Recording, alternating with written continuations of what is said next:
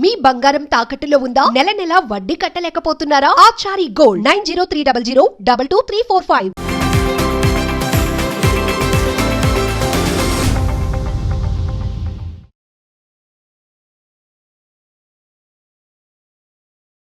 నమస్తే, welcome to Magna TV. నేను ఆదిత్య.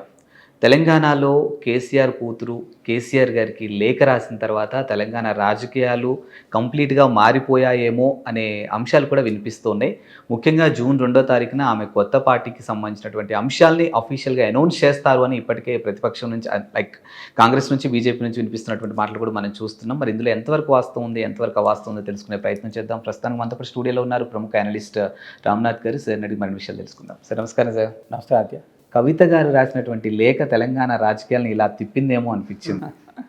ఎందుకంటే మొదటి నుంచి కూడా బీఆర్ఎస్లో 4 స్తంభాల ఆట అన్నారు. సో ఆ 4 స్తంభాల నుంచి ఒక స్తంభం బయటకు వచ్చిందేమో అనిపిస్తుంది. జూన్ 2 అఫీషియల్గా పార్టీని అనౌన్స్ చేయబోతున్నారు అంటున్నారు. ఇప్పటికే పార్టీకి సంబంధించినటువంటి గుర్తు కానీ లేకపోతే పేరు కానీ అన్నీ డిసైడ్ అయిపోయాయి కూడా అంటున్నారు. సో దీనిపై మీ కామెంట్ ఏంటి? అసలు దీంట్లో ఎంతవరకు వాస్తవం ఉండొచ్చు? అంటే ఈరోజు జరుగుతున్నటువంటి పొలిటికల్ డెవలప్మెంట్స్ మనకు వివిధ మార్గాల ద్వారా అందుతున్న సమాచారాన్ని బట్టి చూస్తే ఈరోజు రఘునందన్ గారు అనుకుంటా, ఐ థింక్ సో, ఓపెన్గా స్టేట్మెంట్ ఇవ్వడం జరిగింది. అంటే నాకున్న సమాచారాన్ని బట్టి జూన్ 2వ తేదీ పార్టీ పెట్టబోతున్నారు కవిత అనేది. అలాగే ఆమె జాగృతిని కొంత రెనోవేట్ చేస్తున్నారు, కమిటీలు ఏర్పాటు చేస్తున్నారు, 11 మందిని కోఆర్డినేటర్లుగా జిల్లాలకు నియమించారు అనేటువంటి వార్తలు వస్తున్నాయి.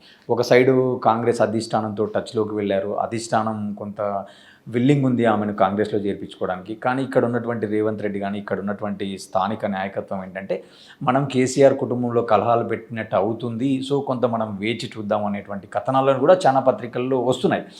సో నేనేమంటానంటే ఈ అంశాలన్నిటికీ ఎప్పుడు ఎక్కడ బీజం పడింది అని కొంత మనం ముందుకెళ్తే, ఎప్పుడైతే ఈ బీఆర్ఎస్ యొక్క 25 సంవత్సరాల రజోత్సవ సభ జరిగిందో, సో ఆ సభ తర్వాత కొంత పొలిటికల్గా స్పెక్యులేషన్ అంటే ఎక్కడ కూడా ఎక్కువ శాతం కేటీఆర్ బొమ్మలు కేసీఆర్ బొమ్మలకే ప్రాధాన్యం ఇచ్చారు. హరీష్ రావు కానీ కవితవి కానీ ఇక్కడ కూడా పెద్ద పెద్ద హోర్డింగ్స్ కానీ బ్యానర్స్లో కానీ వాళ్ళకి అంత ఇంపార్టెన్స్ ఇవ్వలేదు.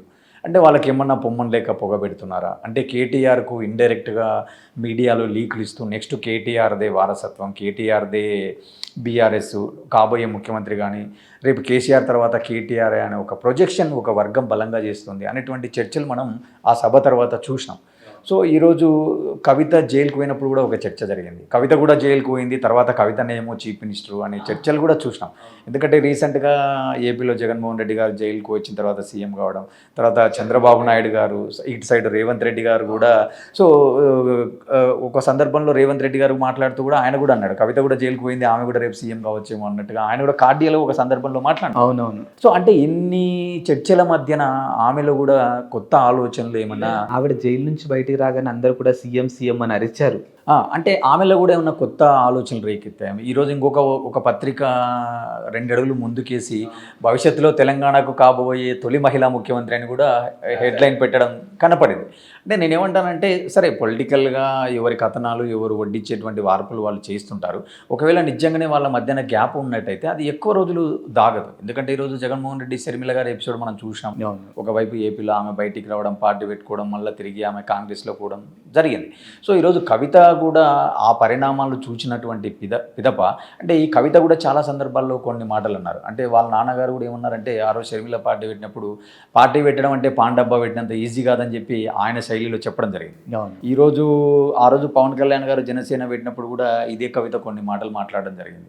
అంటే సంక్రాంతి పండగ ముందురా గంగిరెద్దుల వాళ్ళు వచ్చినట్టు ఎన్నికల ముందు చాలామంది పార్టీలు పెడుతుంటారు, సో ఇవన్నీ వస్తూ పోతూ ఉంటాయని. అంటే ఈరోజు అన్ని ఆరోపణలు అన్ని మాటలు మాట్లాడినటువంటి కవితకు కూడా ఇది వర్తిస్తుందా, లేకుంటే ఇది వ్యూహాత్మకంగానే ఆమె కొంత డిఫరెన్సెస్తో ఒక వ్యూహంతో రాబోతున్నారా అనేటువంటి అంశాలు చూడాలంటే కొంత మనం వేచి చూడాల్సిందే.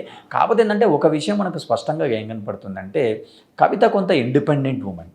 అంటే ఆమె ఆలోచనలు మనకు ఆ ఫీడ్బ్యాక్లో రాసినప్పుడు ఏమైపోయిందంటే, ఇప్పుడు కేటీఆర్ బయటకు వచ్చి ఒక మాట మాట్లాడినాడు, మా పార్టీలో అంతర్గత ప్రజాస్వామ్యం ఉంది, మా పార్టీ చాలా ప్రజాస్వామ్యబద్ధంగా ఉంటుంది, ఎవరికైనా లేఖలు రాయొచ్చు, ఎవరెక్కడైనా మాట్లాడచ్చు అంటూనే మీకు ఏదైనా ఇబ్బందులు ఉంటే ఇంటర్నల్ సమావేశాల్లో ఇంటర్నల్ ఫోరమ్స్లో కూడా మీరు చెప్పవచ్చు అని కేటీఆర్ మాట్లాడడం జరిగింది. కానీ ఇక్కడ కవిత ఏం జరిగింది, ఆమె పబ్లిక్ ఫోరంలో లెటర్ రాయడం, అంటే మీరు బీజేపీ పైన గట్టిగా మాట్లాడడం లేదని కానీ కొన్ని అంశాలపైన మీరు బలంగా మాట్లాడడం లేదు, కొందరికి అవకాశాలు ఇవ్వడం లేదు. అలాగనే పాత ఇన్ఛార్జీలకి మళ్ళీ మీరు లోకల్ బాడీస్లో అవకాశాలు ఇస్తారు అనే ఒక వార్తలు వస్తున్నాయి. సో ఇలా రకరకాల అంశాలను ఆమె ఎత్తి చూపడం వల్ల అంటే సంస్థాగతంగా పార్టీలో ఏదో ఎక్కడో జరుగుతుంది. కొంత గ్యాప్ ఉంది, జరుగుతుంది. అంటే నాయకత్వం కోసం కొట్లాడుకుంటున్నారా, లేకపోతే వీళ్ళు చెప్పేటువంటి సలహాలు సూచనలకు ఇంపార్టెన్స్ ఇవ్వడం లేదా? ఇప్పుడు సహజంగా ఎట్లుంటుందంటే, ఇప్పుడు మీరు ఇందాక 4 స్తంభాలు అన్నారు, మీరే అన్నారు. సో 4 స్తంభాలను తీసుకుంటే ఇప్పుడు 4 స్తంభాలు అంటే 100% అంటే 25 4 భాగాలు చేయాల్సి ఉంటుంది. అంటే వీళ్ళు చెప్పినటువంటి వాళ్ళు కన్సిడర్ చేయడం లేదా? అంటే వీళ్ళు వర్గాలు ఉంటాయి, ఎక్కడైనా పార్టీలలో ప్రాంతీయ పార్టీ అయినా కావచ్చు కానీ వర్గం ఉంటుంది. అవును. అంటే ఈ నెంబర్ 1 నెంబర్ 2 అనేది ఎప్పుడైతే డిస్కషన్ ఉంటుందో ఖచ్చితంగా వర్గం ఉంటుంది. అంటే వీళ్ళ వర్గానికి ఎంకరేజ్ చేయకపోతే పొమ్మని లెక్క పొగబెడుతున్నారా? సో ఇలాంటి ఏమన్నా హ్యూమిలియేషన్స్ ఆమెకి ఎదురయ్యాయా? లేదు 2023లో జరిగిన ఎన్నికల్లో అసలు కవితకు చెప్పిన వాళ్ళకి ఎవరికి టికెట్లు ఇచ్చారు? సో అవెల్లా కూడా మనకి ఈరోజు తెలియవు. రేపు పొద్దున బయటకు వచ్చిన రోజు వాళ్ళు బయట పెట్టేటువంటి అవకాశాలు ఉంటాయి. కనుక నేనేమంటా అంటే ఖచ్చితంగా జరుగుతున్న పరిణామాలను బట్టి చూస్తే ఈరోజు కేసీఆర్ గారు కూడా వాళ్ళ ఇంటికి ఒక 2 రాయబారం పంపించడం. సో ఆ రాయబారం కూడా చాలా సీక్రెట్గా జరిగింది, న్యూస్లు బయటికి రాలేదని చెప్పడం. సో ఇవన్నీ చూసంటే ఒక విషయం అయితే మనం స్పష్టంగా కన్క్లూడ్కి వచ్చింది ఏంటంటే, కొంత ఖచ్చితంగా కుటుంబంలో గ్యాప్ ఉన్నమాట నిజం. సో ఆ గ్యాప్ కనబడుతుంది. ఇంకా ఈరోజు వాళ్ళ ఇంకొక డాటర్ ఉంటారు, ఐ థింక్ కేసీఆర్ గారి తమ్ముడి కూతురు, కవిత కాకుండా కాంగ్రెస్లో ఉంటారు, రమ్య. సో ఆమె కూడా బహిరంగంగా వచ్చి కొన్ని విమర్శలు చేయడం, అంటే సంతోష్ పైన కానీ, తర్వాత కవిత పైన కానీ, కేటీఆర్ గారి పైన కానీ. సో ఇవన్నీ చూస్తుంటే ఏమనిపిస్తుంది అంటే ఖచ్చితంగా కుటుంబంలో ఎక్కడో కొంత గ్యాప్ ఉంది, కొంత విచ్ఛిన్నం వచ్చేటువంటి అవకాశం కనబడుతుంది. కాబట్టి సో ఇప్పటికిప్పుడు ఎన్నికలు లేవు.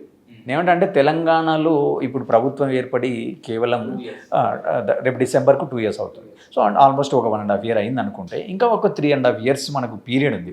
సో ఇంత లోపలనే పార్టీ పెట్టి డెసిషన్ తీసుకొని ముందుకు వస్తుందా అనేది ఒక ప్రశ్న. ఇలాంటి డెసిషన్ తీసుకోవాలంటే ఏదో ఒక 1 year ముందు, 1.5 year ముందు అయితే కొంత సస్టైన్ అవ్వడానికి ఛాన్సెస్ ఉంటాయి.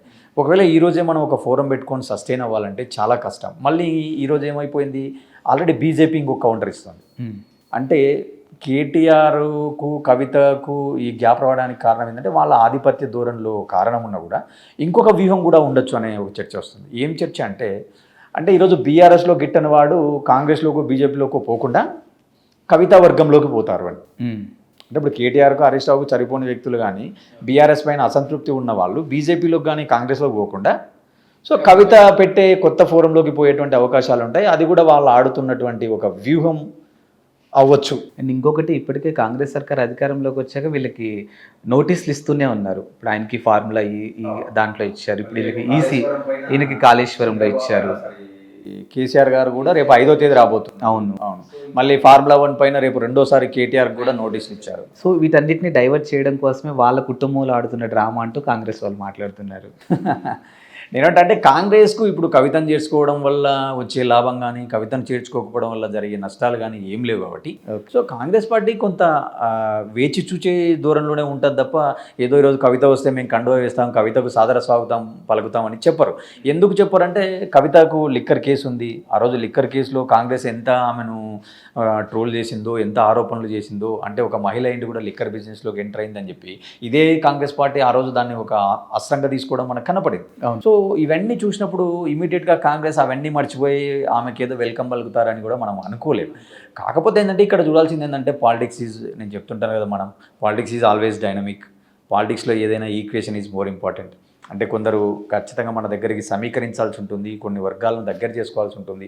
ఒక సైడు బీసీలకు 42% రిజర్వేషన్ అని చెప్పి బీసీ ఉద్యమం జరుగుతుంది. ఈరోజు మంత్రివర్గ విస్తరణలు బీసీలకు ఉండాలంటున్నారు, ఒకవైపు మాదిగలకు ఉండాలంటున్నారు. సో అది కూడా క్లారిటీ లేదు. సో ఇన్ని అన్సర్టినిటీస్ మధ్యన ఈరోజు ఇంత గ్యాప్, ఇంత వ్యాక్యూమ్ ఉంది, ఏదో ఇంకొక పార్టీ వస్తే ఆ పార్టీని ఆదరిస్తారని అయితే నేను అనుకోవడం లేదు. ఎందుకంటే చాలా ఛాలెంజెస్ ఉన్నాయి. ఈరోజు కవిత ఒకవేళ రేపు పొద్దున పార్టీ పెట్టినా కూడా ఆమెకు చాలా ఛాలెంజెస్ ఉంటాయి. అంటే మీ నాన్న దగ్గర ఉన్నప్పుడు నీకు గుర్తు రాలేదా ఇవన్నీ? అంటే బీసీలకు మంత్రులు లేరని, క్యాబినెట్లో ఒక మహిళా మంత్రి లేరని, అసలు క్యాబినెటే ఫామ్ చేయలేదని. అంటే ఈరోజు బయటకు వచ్చినప్పుడే నీకు గుర్తొచ్చిందా? గత 12 ఏళ్ళు పరిపాలించిన మీ నాన్నగారి దగ్గర ఉన్నప్పుడు నీకు గుర్తు రాలేదా? సో ఇవన్నీ కూడా ఛాలెంజెస్ ఫేస్ చేయాల్సి ఉంటుంది. కాబట్టి నేను అనుకోవడం ఏంటంటే కొంత ఇంటిమిడేషన్ ధోరణిలో ఆమె కూడా కొంత లీకులు ఇస్తుందా, లేకపోతే ఆమె కూడా ఏంటంటే మీరు నన్ను సరైనటువంటి గౌరవం, సరైనటువంటి కన్సిడరేషన్ లేకపోతే ఖచ్చితంగా నేను రేపు పొద్దున వేరే కుంపటి పెట్టుకునే ఛాన్సెస్ ఉంటుందని చెప్పి ఏమన్నా కొంత అలా ఇంటిమిడేషన్ ఇస్తుందా అనేది కూడా ఆలోచించాల్సి ఉంటుంది.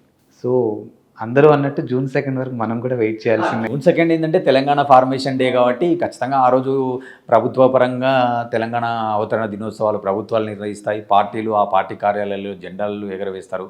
ఆ రోజు కవిత జాగృతి ఆధ్వర్యంలో జెండా ఎగరవేస్తారా, లేకుంటే బీఆర్ఎస్ భవన్కి వెళ్ళి ఎగరేస్తారా?